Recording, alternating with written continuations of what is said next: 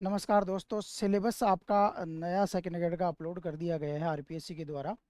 और इस सिलेबस में आप जीके का पेपर देखोगे तो बहुत सारे स्टूडेंटों के मेरे पास भी सवाल थे कि सर ये जो जीके का सिलेबस आया है इसमें काफ़ी वाइड चीज़ों को डाल दिया गया, सिलेबस ही बदल दिया गया, हमारे तो टेंशन हो रही है कैसे करें क्या करें। खैर इनके ऊपर बहुत सारे वीडियो अलग अलग बना चुके हैं, तो मैं मेन चीज़ों के ऊपर फोकस कर लूँ।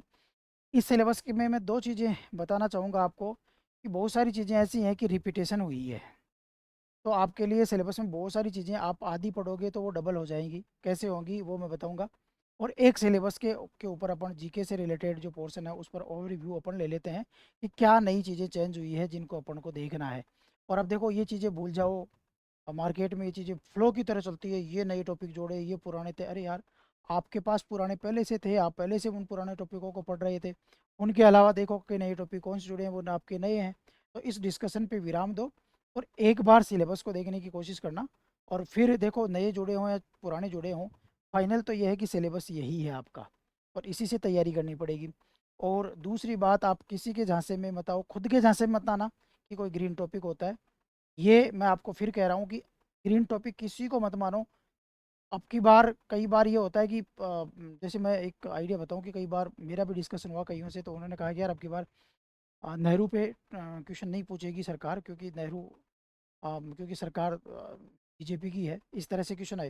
लेकिन नेहरू पे क्वेश्चन फिर भी पूछे गए, तो इसलिए ऐसा कुछ नहीं है।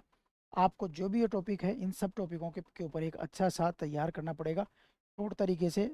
जो आपके पास नोट्स बने हुए हैं वो ठीक है, कुछ नई और अपडेट करने पड़ेंगे। ऐसा है नहीं कि केवल आप सेकंड ग्रेड की तैयारी कर रहे हो, रीट की भी की होगी तो उस दौरान आपने और भी चीज़ें पढ़ी होंगी। देखिए, राजस्थान की ज्योग्राफी जो है, राजस्थान की ज्योग्राफी से रिलेटेड देखें तो कुछ चेंज हुआ नहीं है। वही राजस्थान की ज्योग्राफी के भौतिक विभाजन है, वही क्लाइमेट है, वही ड्रेनेज है, नेचुरल वेजिटेशन है, एग्रीकल्चर है, लाइव स्टॉक है, डेयरी डेवलपमेंट है, डेमोग्राफिक करेक्टरिस्टिक्स है, ट्राइब्स है, इंडस्ट्री, टूरिज्म, ये सारी की सारी है। अब इसमें मैं ये बताना चाहूँगा आपको कि फिजिकल फीचर अपन पढ़ते हैं, राजस्थान की भौतिक विशेषताओं के बारे में पढ़ते हैं। अब यहाँ पर जैसे नेचुरल वेजिटेशन है, इसमें वन भी आ गई, वन्य जीव भी आ गई, या फिर जो भी वनस्पति आ गई उनसे रिलेटेड आ जाता है। एग्रीकल्चर से रिलेटेड क्या होता है कि एग्रीकल्चर के जो संस्थान है, ठीक है ना, तो संस्थान के बारे में अपन को जानकारी हो। और एग्रीकल्चर से रिलेटेड जो अभी नए डेटा हैं उन नए डेटा को जरूर पढ़ना है कि कौन सी क्रॉप है वो कहाँ पैदा होती है और उस क्रॉप की कंडीशन क्या है। आजकल क्या हो गया, क्लाइमेटिक कंडीशन भी पहुंचने लग गए हैं, तो क्लाइमेटिक कंडीशन से रिलेटेड चीज़ें भी यहाँ पे देखनी पड़ती। तो ये तो वो सेम की सेम चीज़ें हैं। यहाँ पर एक चीज़ मैं बताना चाहूँगा कि आपका जो टूरिज्म और मेजर टूरिस्ट सेंटर है, ये टॉपिक जब आप कला संस्कृति पढ़ते हो तो उसके साथ वैसे भी हो जाता है। बस केवल अंतर इतना सा है कि टूरिज्म से रिलेटेड कुछ संस्थाएं हैं, आरटीटीसी है जो भी है, उनके बारे में अपन को एक्स्ट्रा तो बहुत, मतलब आधे आधे पन्ने का भी नहीं है, चौथाई हिस्सा भी नहीं पन्ने का, इतना सा एक्स्ट्रा है। बाकी तो आप जितने भी लोक देवताओं के मंदिर पढ़ते हो, देवियों के मंदिर पढ़ते हो, जो भी स्मारक पढ़ते हो, किले पढ़ते हो, बावड़ियाँ पढ़ते हो, महल पढ़ते हो, वो सारे के सारे टूरिस्ट पैलेस हैं। तो इस टॉपिक को अलग से मत लीजिए, जब आप उनको पूरा कर लोगे उसके बाद में देखोगे तो इसमें कुछ बचेगा भी नहीं। वो जो स्टूडेंट वास्तव में जानते हैं उनके लिए तो ये चीज़ नॉर्मल हो गई, क्योंकि उनको पता है ये। लेकिन कई स्टूडेंट ऐसे होते हैं जो इसको अलग से टॉपिक से देखते हैं और इसको अलग से, और मार्केट वाले भी दोनों के अलग अलग नोट्स निकाल देते हैं, तो उन चीज़ों से बचो। यहाँ पे आपकी, इसमें बहुत कुछ चेंज कर दिए इन्होंने। पहले तीन चार सभ्यताओं के नाम, आहड़, कालीबंगा, ऐसे नाम ही थे। अब इन्होंने कहा ancient culture civilization of Rajasthan. अब इसमें राजस्थान की सारी सभ्यता दे दी। तो यहाँ से आप देखो, राजस्थान की पुरापाषाण से लेकर के ये सारी की सारी सभ्यता, पुरापाषाण, मध्य पाषाण, उत्तर पाषाण वाली सभ्यताएं। फिर इसके बाद में जो राजस्थान की सारी सभ्यताएं जिनको अपन जनरली तीन, ताम्र युगीन सभ्यता, कांस्य युगीन सभ्यता, या फिर अपन लोह युगीन सभ्यता, इस तरह से बांटते हैं। तो उनसे रिलेटेड सारी साइट्स जितने भी हैं वो हमको देखनी है। और जो बड़ी सभ्यताएं हैं उनको तो डिटेल से पढ़ना ही है। बट छोटी सभ्यताओं में भी अपन को मतलब क्वेश्चन पूछने की यहाँ पे अब संभावना और ज़्यादा बन जाती है। हालांकि ऐसा नहीं है कि पहले प्रश्न नहीं पूछे गए, पूछे जाते थे, बट अब तो सीधा ही दे दिया तो अपन को बहुत ज़्यादा। फिर मैं ये बोलना चाह रहा हूँ कि ये जो राजपूत डायनेस्टी है, यानी राजस्थान का राजपूत वंश, यानी राजस्थान के वंशों के बारे में है। मेवाड़ हो जाए, चाहे वो मारवाड़ वंश हो जाए, चाहे वो टाड़ का हो गया, चाहे वो बीकानेर का वंश हो गया, चाहे वो चौहान वंश हो गए अलग अलग प्रकार के, जैसे अजमेर के चौहान हो गए, जालोर के हो गए, चाहे रणथंभौर के हो गए। यहाँ पे आपको ये कह दिया गया कि आपसे पूरा राजस्थान का जीके, राजस्थान का इतिहास हम पूछेंगे। मतलब ये सारा का सारा राजस्थान का इतिहास इसमें जोड़ दिया गया।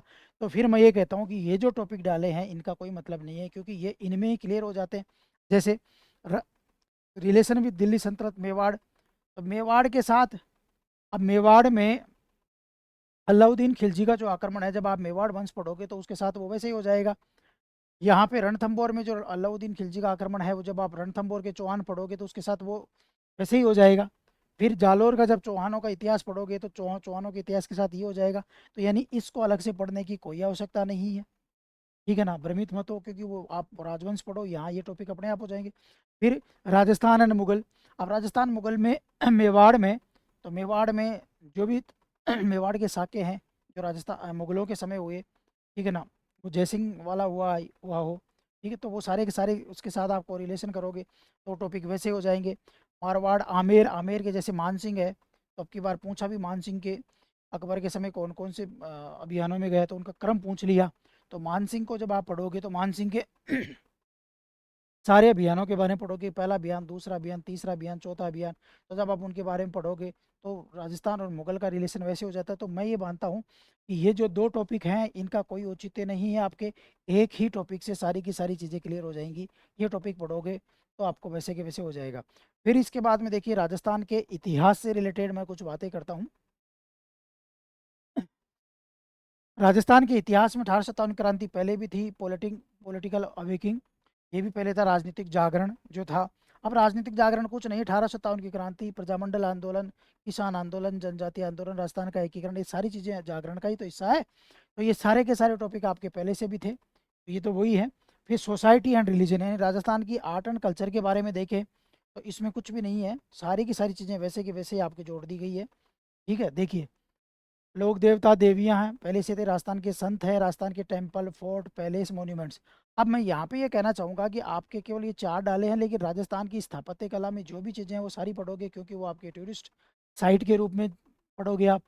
तो यानी यहाँ पे आपको सारी बावड़ी है जो भी है ना, सब कुछ पढ़ना है, भले ही यहाँ पे डाला हो पैलेस, मॉन्यूमेंट्स, और मॉन्यूमेंट्स डाल करके उन चीज़ों को वैसे ले लिया इन्होंने, मॉन्यूमेंट्स स्मारक डाल करके वहाँ पे। अब सारे स्मारक है, तो सारे के सारे टॉपिक राजस्थान की कला संस्कृति के जितने भी स्थापत्य कला से रिलेटेड है वो आपको यहाँ पे एक तरह से पढ़ने पड़ेंगे। राजस्थान की चित्रकला पहले से भी थी, फेयर एंड फेस्टिवल, राजस्थान के मेले और त्यौहार पहले से भी थे, राजस्थान की रीति रिवाज, राजस्थान के आभूषण, जो ड्रेसेस थी, ठीक है ना, जो ऑर्नामेंट्स थे, हैंडीक्राफ्ट है, वो सारे के सारे हो गए। Folk music, dance, performing art. देखो, ये परफॉर्मिंग आर्ट जो आपके डाला है ना, ऐसी आर्ट जिसको परफॉर्म किया जाता है, ऐसी आर्ट जिसको परफॉर्म किया जाता है। तो परफॉर्मिंग आर्ट का मतलब मैं ये कह सकता हूँ, जैसे लोक नृत्य है ना, वो परफॉर्मिंग आर्ट है, लोक कला है आपकी, लोक नाट्य है, ठीक है ना, वो परफॉर्मिंग आर्ट है, लोक संगीत है, वो परफॉर्म करते किया जाता है।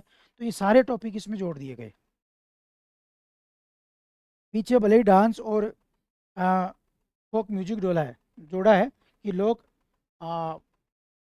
फोक म्यूजिक यानी लोक संगीत और लोक नृत्य, ये दो टॉपिक जोड़े हैं।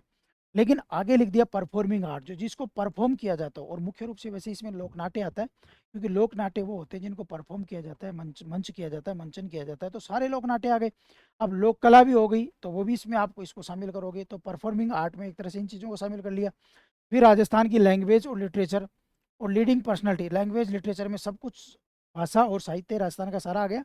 और लीडिंग पर्सनैलिटी, अब देखो, लीडिंग पर्सनैलिटी में आपसे सजेशन ये दूंगा कि जब राजस्थान का इतिहास आप पढ़ लो, ठीक है, जब राजस्थान के कला संस्कृति पढ़ लो तो सबसे लास्ट में इस टॉपिक को पढ़ना, ये टेक्निक है आपकी। जब सबसे लास्ट में पढ़ोगे तो पता चलेगा कि कुछ ही चीज, दो चार ऐसे नाम है जो मुझे और पढ़ने हैं, बाकी सारे मैं पढ़ चुका।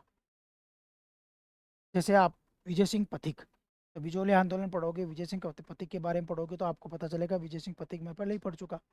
तो राजस्थान की जितनी भी पर्सनैलिटी हैं वो आप इधर पढ़ोगे। राजस्थान का एकीकरण पढ़ोगे तो राजस्थान के एकीकरण में माणिक्य लाल वर्मा, इनके बारे में पढ़ोगे, तो बहुत सारी चीज़ें आपके पहले अवेयर हो जाओगे। तो फिर बाद में क्या होगा कि उन चीज़ों के बारे में थोड़ा थोड़ा और एक्स्ट्रा गैदर करोगे नॉलेज, उसके साथ साथ ये आप पूरा का पूरा रीडिंग पर्सनैलिटी, तो लास्ट मेरे हिसाब से शुरू में फंसने वाला टॉपिक नहीं है, लास्ट में आप इस टॉपिक को शुरू करो। जब लास्ट में शुरू करोगे तो ऐसा पता चलेगा कि इस टॉपिक के 70% चीज़ें आपको पहले से ही आती है, बस 20-30% इसमें और आपको ऐड ऑन करना पड़ेगा, कुछ नई चीज़ें जोड़नी पड़ेगी, ये टॉपिक अपने आप हो जाएगा। ठीक है, ऐसे ही जैसे मैंने कहा ना, मेजर टूरिस्ट सेंटर जो है और टूरिज्म है वो तब पढ़ो जब पूरी कला संस्कृति आप राजस्थान की पढ़ लो। जब कला संस्कृति पढ़ोगे तो उसके बाद में तो ऐसे होगा कि रीडिंग मार रहा हूँ, ये मंदिर हो गया, ये मंदिर हो गया, ये मंदिर हो गया, ये मंदिर हो गया, ये मस्जिद आ गई, ये मस्जिद आ गई, ये किला आ गया, ये किला आ गया, ये हवेली आ गई, ये लो, ये सारे के सारे क्या है, राजस्थान के टूरिस्ट सेंटर ही तो है। तो इसका मतलब हुआ कि वो टॉपिक रिपीटेशन है ये। जैसे मैंने कहा लो, एक राजवंश लिख लिया तो फिर नीचे वो दो तीन टॉपिक डालें, वो तो मतलब ही नहीं था, वो डालो चाहे मत डालो, वो तो उधर से ऊपर से आ रहा है क्वेश्चन।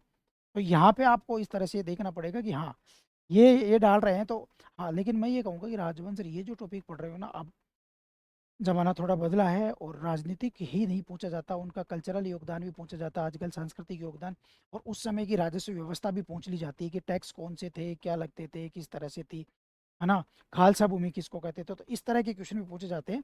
तो अब आपको किसी भी राजवंश में जब आप पढ़ोगे और जब भी पढ़ोगे तो उस राजवंश के साथ साथ आपको उस राजा का राजनीतिक योगदान के साथ साथ उसका सांस्कृतिक योगदान हो गया, यदि उसने आर्थिक योगदान किया है कोई, जैसे सूरजमल के बारे में पढ़ते हैं तो आर्थिक योगदान में भी अपन कुछ बातें पढ़ते हैं। फिर उसके साथ साथ उसकी उस समय की प्रशासनिक व्यवस्था क्या थी, तो वो चीज़ें भी आपको अब साथ साथ पढ़नी पड़ेंगी, क्योंकि क्वेश्चन वहाँ से भी पुटअप होते हैं। और आपको मैं बताऊं कि जो बच्चे रीट की भी तैयारी कर रहे हैं और इसकी भी कर रहे हैं, तो उनके लिए तो दोनों ये क्लब करके देखोगे ना, तो ये सिलेबस बहुत सारा सेम सा है। जब आप रीट का दोगे तब तक पता चलेगा कि राजस्थान का इतिहास पूरा कंप्लीट, राजस्थान की कला संस्कृति पूरी कंप्लीट। तो फिर बचा क्या कि कुछ और चीज़ें बची जिनको मैं बाद में देख लूँगा। तो आप यदि मैनेज से करते हो तो, और तो भी इसके बाद में बहुत सारा सिलेबस आप रीट के साथ भी कंप्लीट कर सकते हो, और फिर बचेगा उसको बाद में कंप्लीट कर सकते हो। ये आपकी स्ट्रेटजी, आपको सोचना है किस तरह से करोगे। लेकिन मेरा ये मानना है कि आप यदि दो सिलेबस साथ लेके बैठते हो तो भी आपको बहुत फायदा होता है इसमें। फिर इसके बाद में देखो, जो सबसे बड़ा बच्चों के मन में जो भूचाल है और जो उनका पूरा दिमाग खराब हो रहा है, वो मेरा फेवरेट सब्जेक्ट है वैसे तो, पॉलिटी को लेकर के सबके बच्चों के ऐसे हो रहा है कि यार ये पता नहीं क्या डाल दिया। अब की बार भी आप देखो, सेकंड ग्रेड के 4 पेपर लगे हैं और चारों पेपर में पॉलिटी से रिलेटेड क्वेश्चन आपके 20 एवरेज क्वेश्चन आए हर पेपर में, 20 के लगभग क्वेश्चन आए, क्योंकि मैंने डिस्कशन करवाया है तो मुझे भी इनके बारे में ध्यान है। और मैंने डिस्कशन में ये बात बताई थी कि डिस्कशन से पहले भी, बहुत पहले भी, मैं जैसे सर के साथ भी कई बार आता था, तो उस समय मैं आपको ये कहता था कि भाई पेपर पैटर्न बदल रहा है, ज़माना बदल रहा है, आप कॉन्सेप्ट पे जाओ, ठीक है, और आप कॉन्सेप्ट पे जाओ, क्योंकि फैक्ट तो आपको तैयार करना ही है, लेकिन उसको कॉन्सेप्ट के साथ तैयार करो। देखिए मेरा ये मानना है कि जब आप कॉन्सेप्ट से चीज़ों को पढ़ते हो ना, तो 70% फैक्ट नहीं पढ़ने पड़ते हैं, क्योंकि वो कॉन्सेप्ट की धारा में ही याद हो जाते हैं। 30% फैक्ट ही होते हैं जो अलग से आपको एफर्ट करना पड़ता है, ये कॉन्सेप्ट का तरीका होता है। और कॉन्सेप्ट से जो भी विद्यार्थी पढ़ता है, वो कभी नहीं कहेगा कि पढ़ाई बोरिंग है, तो उसको पढ़ाई में मज़ा आएगा, क्योंकि कॉन्सेप्ट की विशेषता यही है कि उसमें मज़ा आता है। और 70% जो फैक्ट है ना, वो कॉन्सेप्ट की धारा में ही बह जाते हैं, वो अपन को वैसे याद हो जाते हैं, याद करने की जरूरत नहीं पड़ती है। लेकिन हम तो क्या करेंगे, हम तो कॉन्सेप्ट से नहीं पढ़ेंगे, हम तो मार्केट की वो बुक उठाएंगे जिसमें फैक्ट फैक्ट फैक्ट फैक्ट लिखे हुए, रट्टा मारेंगे, रट्टा मारने से क्वेश्चन होंगे ही नहीं। और अब की बार के पेपर में ये चीज़ें दिखा दी है, सिलेबस में डाल दी है, मैं बताऊंगा आपको। तो देखिए, यहाँ पे पॉलिटिकल और एडमिनिस्ट्रेटिव सिस्टम ऑफ राजस्थान डाला है, उधर भारत का डाला है। तो देखिए मैं आपको ये कहूँगा कि अब जहाँ से पढ़ रहे हैं, यदि आप हमारा चैनल से देख रहे हैं तो भी मैं ये कहूँगा कि उस तरह से देखिए, और आप और जगह से पढ़ रहे हैं तो भी मैं कहूँगा कि ये तरीका आप ज़रूर अपनाइए। कि जैसे पॉलिटी में आप देखोगे तो एक वीडियो, एक या दो वीडियो मेरे यूट्यूब पे पड़े हुए हैं, मेरी आपसे रिक्वेस्ट है कि उनको ज़रूर देखिए, क्योंकि 22 भाग और किस तरह से उनका डिवाइडेशन है ये मैंने डाला है। उससे क्या आपकी बहुत सारी चीज़ें क्लियर होंगी, पॉलिटी पढ़ने का नज़रिया बदलेगा। तो जैसे इसमें कार्यपालिका डाली है, तो कार्यपालिका में मैंने वहाँ पे बताया है, यहाँ पे मैं बताना चाहूँगा, ये कार्यपालिका में 2 भाग किए हैं। एक कार्यपालिका है वो केंद्र सरकार की है, यानी भारत सरकार की यूनियन संघ की कार्यपालिका है, और एक कार्यपालिका है वो राज्य की है। केंद्र की कार्यपालिका में मैंने बताया कि जैसे राष्ट्रपति है वहाँ पे, फिर दूसरा उपराष्ट्रपति है प्रोटोकॉल के हिसाब से, फिर तीसरा वहाँ पे पीएम ओ एंड उसकी मंत्रिपरिषद है, और फिर इसके बाद में वहाँ पे अटॉर्नी जनरल भी है। तो यहाँ की कार्यपालिका में भी राष्ट्रपति की जगह यहाँ क्या आ जाता है, राज्यपाल आ जाता है, ठीक है ना। फिर इसके बाद में उपराष्ट्रपति यहाँ पे है, होता नहीं उपराज्यपाल, पीएम की जगह सीएम और उसकी मंत्रिपरिषद आ जाती है। और फिर इसके बाद में यहाँ पे एजी अटॉर्नी जनरल की जगह एडवोकेट जनरल यहाँ पे आ जाता है, महाधिवक्ता जिसको, फिर महान्यायवादी, फिर महाधिवक्ता। आपके सिलेबस में राष्ट्रपति भी है और राज्यपाल भी है, आपके सिलेबस में उपराष्ट्रपति भी है, आपके सिलेबस में पीएम भी है और सीएम भी है। मेरा कहने का मतलब ये है कि यदि आप राष्ट्रपति का टॉपिक पढ़ते हो तो राज्यपाल के टॉपिक को 90-70 मतलब 80 से 90% टॉपिक आपका हो जाता है, पढ़ना ही नहीं पड़ता। आर्टिकलों को भी किस तरह से आप 11 घटा के जोड़ सकते हो, आप चाहो तो वीडियो भी देख सकते हो, तो मैंने ये भी अच्छी तरह से बताया। क्योंकि 80 से 90% जो टॉपिक है ना आपको पढ़ना ही नहीं पड़ता, क्योंकि वो इधर से इधर सीधा का सीधा हो जाता है। अब मुझे बताओ टॉपिक कितने हुए, एक ही तो हुआ और डाल दो रखे। राष्ट्रपति पढ़ रहे हो तो राज्यपाल हो गया 80 से 90%। ऐसे ही आप पीएम पढ़ोगे तो पीएम तो लगभग 90 से 95% हो गया। बस अलग से देखना है कि उधर पीएम कौन कौन से थे, इधर सीएम कौन कौन से थे, बाकी तो सारा ऐसा सारा सेम है। आर्टिकल सेम है, बातें सेम है, लगभग ही सेम है। ठीक है ना। तो ऐसे ही जैसे ये अटॉर्नी जनरल पढ़ते हो तो एडवोकेट जनरल हो गया। अब उपराष्ट्रपति इधर होता नहीं है, नहीं तो मैं ये भी कहता कि ये लो उपराष्ट्रपति उपराज्यपाल इधर होगा, लेकिन वो राज्यों में होता नहीं है। तो मैं कहूँगा जैसे गवर्नर डाला है ना आपके, तो उधर प्रेसिडेंट डाला है तो एक टॉपिक पहले गवर्नर मत पढ़ो, ये मत करो आप। पहले प्रेसिडेंट पढ़ो, फिर वाइस प्रेसिडेंट पढ़ो, फिर पहले प्रेसिडेंट पढ़ो, फिर गवर्नर साथ साथ पढ़ लो, हाथों हाथ याद हो जाएगा। फिर वाइस प्रेसिडेंट के साथ कोई नहीं है तो ये चलो साथ साथ अलग पढ़ लो। फिर आप प्रधानमंत्री पढ़ो, तो फिर उसके साथ साथ मुख्यमंत्री और मंत्रिपरिषद पढ़ लो, ये साथ हो जाएगा। इसी तरह विधायिका में, ये तो कार्यपालिका बोल दिया मैंने, इसी तरह विधायिका में इधर संसद डाला है और इधर क्या डाला है आपके, विधानसभा। संसद पढ़ोगे तो 70%, मैं 70 ही बोल रहा हूँ, ज़्यादा नहीं बोल रहा हूँ, विधानसभा को 70% विधानसभा आपकी याद हो जाएगी। अब आप कहोगे सर ये तो पूरी सेम क्यों नहीं बोली, संविधान के हिसाब से तो बिल्कुल सेम हो जाएगी। संविधान के हिसाब से तो कुछ भी नया नहीं है। लेकिन राजस्थान में क्या है कि राजस्थान कार्य प्रक्रिया संचालन नियम 1956 है, जिनके बारे में मैंने बहुत अच्छे से बताया भी। राजस्थान कार्य प्रक्रिया संचालन नियम 1956 है, तो ये क्या है, इसकी वजह से कुछ धाराएं बदल जाती है, कुछ बातें बदल जाती है, इस वजह से मैं 70 बताऊंगा। ये पढ़ते ही ये 70 पढ़ ली, ये 70 नहीं पढ़नी है, बस 30% एक्स्ट्रा पढ़नी है तो 30% आप इसको एक्स्ट्रा पढ़ सकते हो। फिर न्यायपालिका में आओ, सुप्रीम कोर्ट पढ़ लिया आपने, हाई कोर्ट पढ़ना ही नहीं है। हाई कोर्ट हो गया, ठीक है ना, यानी 90% लगभग हाई कोर्ट ऐसे कैसे हो गया, थोड़ा सा लॉजिक लगाओगे। फिर डिस्ट्रिक्ट कोर्ट में कुछ ज़्यादा होता नहीं, स्टेट लीगल अथॉरिटी और डाल दिया आपके, तो वो भी छोटा सा टॉपिक है, बहुत बड़ा टॉपिक नहीं है। तो ये लो, विधायिका केंद्र की खत्म तो राज्य की खत्म, कार्यपालिका केंद्र की खत्म तो इधर राज्य की साथ साथ खत्म, न्यायपालिका केंद्र वाली खत्म तो इधर राज्य वाली साथ साथ खत्म। और देखो आयोगों में भी अभी मैं बात करूंगा, सेम आयोग यदि आपके सिलेबस में जैसे मान लो उधर राष्ट्रीय मानवाधिकार आयोग है तो इधर राज्य मानवाधिकार आयोग है, दोनों सेम है, आप एक साथ पढ़ो ना, अलग क्यों पढ़ते हो। थोड़ा सा कंपेरिजन है उनमें, थोड़ा सा कंपेरिजन मतलब एक या दो लाइन का। तो उल्टा जब साथ साथ कंपेरिजन में पढ़ते हो ना, उसका फायदा ये होता है कि जैसे केंद्र और राज्य के मानवाधिकार आयोग में अंतर क्या है। अब आपको एक ही लाइन में है, मान लो ये जो आयोग है इन शिकायतों को सुनता है, ये आयोग इन शिकायतों को सुनता है, तो कंपेरिजन साथ हो गया। ये संघ सूची से रिलेटेड देखता है तो ये राज्य सूची से देखता है। भले अलग अलग पढ़ते हैं ना आप, तो आपको याद होते हुए भी याद नहीं थे, क्योंकि एग्जाम में कन्फ्यूज हो जाते। लेकिन जैसे आपने एक जगह पढ़ा तो आपने देखा हाँ अच्छा, केंद्र वाला ये काम, केंद्र के दायरे में ये चीज़ें आती है, राज्य के दायरे में ये चीज़ें आती है, तो वो आपके लिए बहुत ज़्यादा ईजी रहता है। ठीक है ना। और अब की बार देखो मानवाधिकार को किस तरह से क्वेश्चन पहुंचे आपको भी पता है। तो यानी इस तरह से दो आयोग सेम सेम है, तो आप एक को पढ़ो दूसरा वैसे के वैसे ही हो जाएगा। तो देखिए ये मैंने बात कर ली, इस पे भी मैंने बात कर ली, इस पे मैंने बात कर ली, देखो एक साथ हो गए सारे। फिर इसको आगे देखते हैं अपन। अब देखो यहाँ पे आपके पंचायतों को भी डाल दिया और नगर पालिकाओं को भी डाल दिया, ठीक है ना। अब मैं ये कहूँगा कि पंचायत नगर पालिका सेम सेम तो नहीं है, ये चीज़ें अलग अलग है। लेकिन एक बात ये कहूँगा कि यदि आपने पंचायत से रिलेटेड 243 ABCDEFG आर्टिकल याद कर लिए, और वो मैं बहुत ईजी है याद करना, यदि आपने उन आर्टिकलों को याद कर लिया तो नगर पालिकाओं के आर्टिकल याद करने की जरूरत नहीं है। उनके सामने रखोगे तो वो भी निकल के आ जाएंगे सारे के सारे। तो ये पंचायत और नगर पालिका में फ़ायदा है। जैसे जैसे पंचायत के आर्टिकल चलेंगे वैसे वैसे नगर पालिकाओं के आर्टिकल चलेंगे, तो ये तो फ़ायदा होगा आपको। बाकी पंचायत से रिलेटेड अलग चीज़ें पढ़नी पड़ेंगी और नगर पालिका से रिलेटेड आपको अलग चीज़ें पढ़नी पड़ेगी। ये टॉपिक बहुत सिंपल सा है, राजस्थान का सचिवालय है, राजस्थान का संभागीय आयुक्त है, राजस्थान का जिला प्रशासन है, ठीक है ना। तो ये सारे के सारे टॉपिक जो हैं वो ईजी हैं, ज़्यादा बड़े नहीं हैं।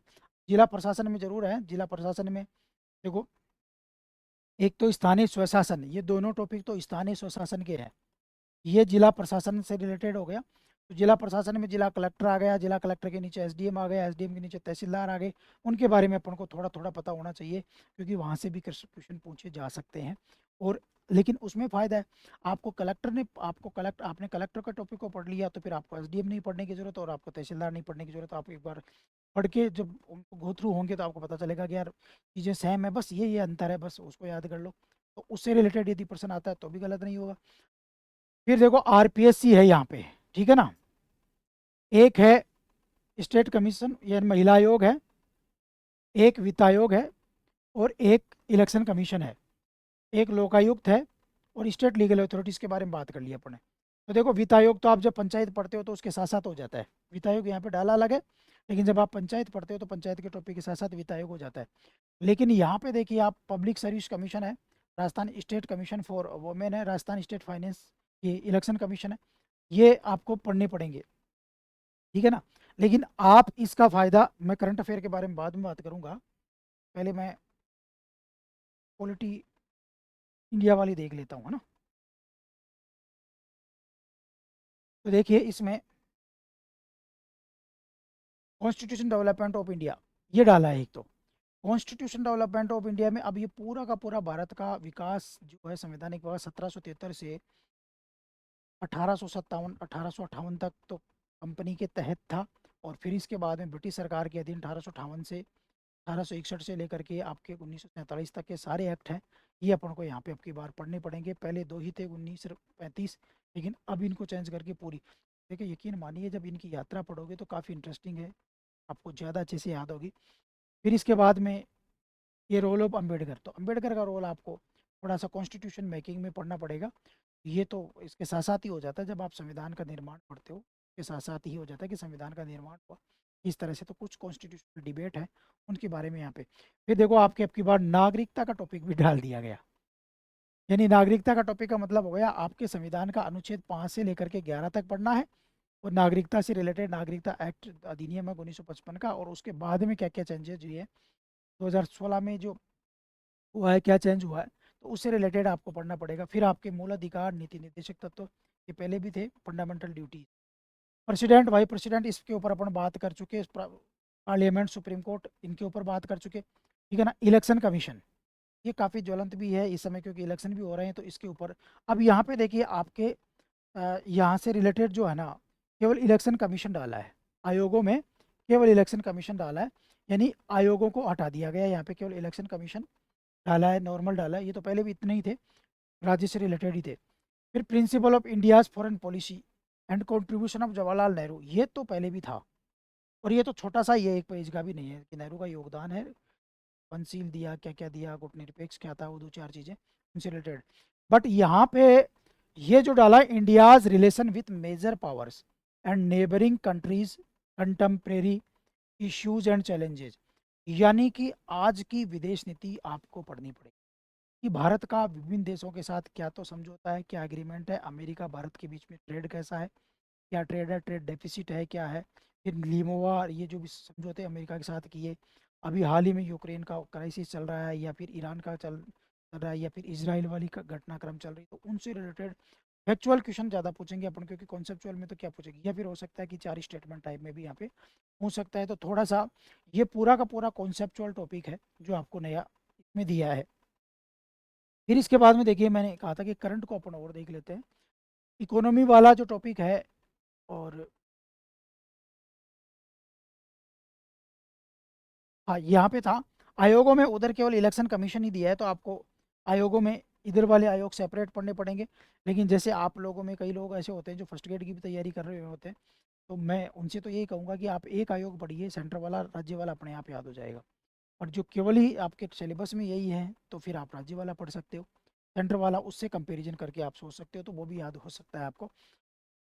इसके बाद में देखो करंट अफेयर है, इसमें ये तो समय समय पर हम भी प्रोवाइड करवा देंगे, important person, place, current issues, new schemes, initiatives related to welfare and development. ये जो टॉपिक है इसकी सारे के सारे जितने भी इससे रिलेटेड जितने भी योजनाएं राजस्थान की फ्लैगशिप, उनको एक एक करके रिकॉर्डिंग करा रहे हैं उसको पूरी डिटेल के साथ, ताकि क्वेश्चन इनका छूटे नहीं। और वो सारी की सारी एक बार आपके पे भी ये प्रोवाइड करवा देंगे, तो आप वहाँ से इनको देख सकते हो, पढ़ सकते हो, ठीक है ना।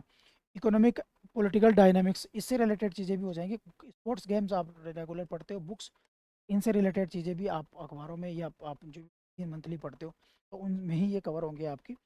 फिर यार देखिए आपके जो ज्योग्राफी है, ज्योग्राफी में तो टॉपिक चेंज किए नहीं है, वही है पहले वाली, यही कंटिनेंट है, ओशन है, देयर करेक्टरिस्टिक्स है, ग्लोबल विंड सिस्टम, ये तो सारे वैसे के वैसे लिए हैं जो आपने पहले पढ़ रखे हैं, तो उनसे आप इसको देख सकते हो। इंडिया की ज्योग्राफी में भी वो के वही टॉपिक लिए हैं आपके, कुछ भी चेंज इन्होंने नहीं किया है, तो वैसे के वैसे टॉपिक आप पढ़ सकते हो जो आपने पहले पढ़े। उनमें नए जैसे बायोडाइवर्सिटी को लेकर के कोई नया सम्मेलन हुआ हो तो वो चीज़ें आप देख सकते हो, वो करंट में भी है। तो क्योंकि जो करंट की चीज़ें हैं ना वो करंट में पढ़नी है आपको, तो इधर भी है, तो इस तरह से देख सकते हो। अब आप देखो, करंट वैसे तो राजस्थान का है, आपका करंट अफेयर किससे रिलेटेड दिया है इसमें, एक बार देख लीजिए यहाँ पे, राजस्थान से रिलेटेड करंट अफेयर है।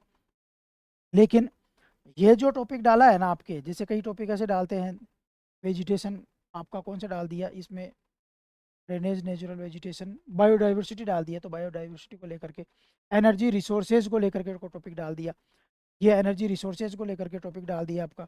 तो इनको आप देखोगे ना, तो ये टॉपिक वो हैं जो आपके करंट से रिलेटेड भी हैं। और इंडिया के करंट से रिलेटेड देखो, इकोनॉमिक्स तो पूछ ही रहा है, growth and development in agriculture, तो यानी भारत की जो इकोनॉमिक सर्वे है उसमें एग्रीकल्चर की स्थिति, इंडस्ट्री की सर्विस और सर्विस की, भारत सरकार का बजट और भारत सरकार का इकोनॉमिक सर्वे दोनों अपन को में पढ़ने हैं। हालांकि इनसे रिलेटेड पिछली बार भी हमने पीडीएफ डाली थी, उससे क्वेश्चन आए थे। अब की बार तो जो क्वेश्चन आए थे आपके उसमें मैक्सिमम, ये तो नहीं कहूँगा लेकिन बहुत सारे क्वेश्चन उसी पीडीएफ, क्योंकि उसमें बहुत डिटेल से हमने कोशिश की। इसके अलावा देखो फॉरेन ट्रेड, अब फॉरेन ट्रेड है ना, ये टॉपिक आप विदेश नीति पढ़ोगे तो वहाँ पे भी देखना है, क्योंकि विदेश नीति में विभिन्न देशों के साथ संबंध हमारे पहुँच लिए, तो चाइना के साथ हमारा फॉरेन ट्रेड क्या है, किसका होता है, और क्या ट्रेड डेफिसिट है या ट्रेड सरप्लस है, अमेरिका के साथ कैसा है, यूएई के साथ कैसा है, हमारे 5 बड़े पार्टनर कौन से हैं, तो वो तो उधर भी पढ़ोगे और इधर भी पढ़ोगे। मोटे तौर पे मैं पूरे सिलेबस में कहूँ तो चीज़ें बदली हैं, राजस्थान का इतिहास पूरा हो गया है, एक तो वहाँ थोड़ा सा चेंजेज हुआ है, और दूसरा पॉलिटी में मेजर चेंजेज, और पॉलिटी के मेजर चेंजेज यदि आप थोड़ा सा दिमाग लगाओगे तो वो चेंजेज आपके लिए फ़ायदेमंद है, क्योंकि आधा सिलेबस पढ़ना है, आधा अपने आप हो जाएगा।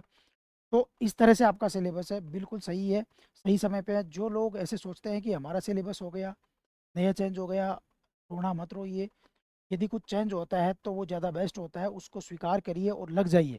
आज नहीं करोगे 10 दिन बाद में स्वीकार करोगे, लगना तो आपको ही है। तो इस तरह से आप इसको स्वीकार करिए और लग जाइए, क्योंकि निश्चित रूप से मैं कह रहा हूँ कि अच्छा सिलेबस हुआ है, सिलेबस डायनेमिक हुआ है, आज की परिस्थितियों के हिसाब से हुआ है। क्वेश्चन सीधे आएंगे नहीं, कॉन्सेप्चुअल क्वेश्चन आएंगे। जितना अच्छा कॉन्सेप्ट से पढ़ोगे, और आपको मैं यकीन दिलाता हूँ, आप एक बार कॉन्सेप्ट पढ़ के तो देखिए, 10-20 दिन अपने आप को दीजिए कॉन्सेप्ट को पढ़ने के लिए, मतलब कॉन्सेप्ट वाले टॉपिक बार बार पढ़ते रहिए। आप 10-20 दिन बाद में पता चलेगा कि यार अब मुझे फैक्टों के हिसाब से नहीं पढ़ना, मुझे इसी तरह से पढ़ना है। फिर फैक्ट कुछ ही बचते हैं जिनको आप अलग से भी याद कर सकते हैं। आई होप आपको ये सिलेबस समझ में आया होगा। नमस्कार।